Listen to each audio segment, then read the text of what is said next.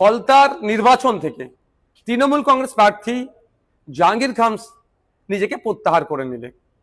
এটা নিয়ে প্রচুর চর্চা হচ্ছে, কিন্তু প্রশ্ন থেকে যাচ্ছে জনমানসে, স্বেচ্ছায় তিনি নিজেকে গুটিয়ে নিলেন, না বিজেপির সাথে সমঝোতার তিনি বার্তা দিলেন, না তার দলের অভ্যন্তরীণ ডিসিশন তিনি মানলেন।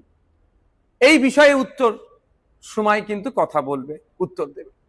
কিন্তু আমার একটা জিনিস থেকে যাচ্ছে, আমার মনে হয় দুটো জিনিস খুব হতে পারে।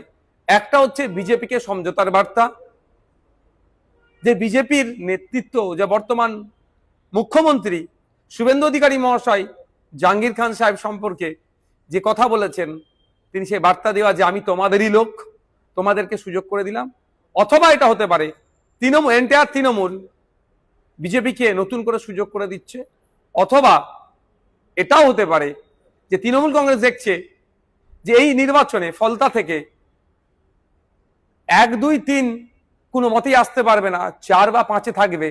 সেই জন্যই নতুন করে আমার মুখ থুবড়ে পড়লে পার্টি ঘুরে দাঁড়াবার আর কোনো জায়গায় থাকবে না। ফলে এটাকে সুকৌশলে জাহাঙ্গীর খানের নাম দিয়ে এড়িয়ে যাচ্ছে। তবে সময় কথা বলবে।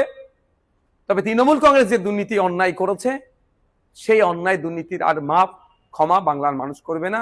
নতুন করে আর তৃণমূল কংগ্রেসকে বাংলার মানুষ চাইবে না।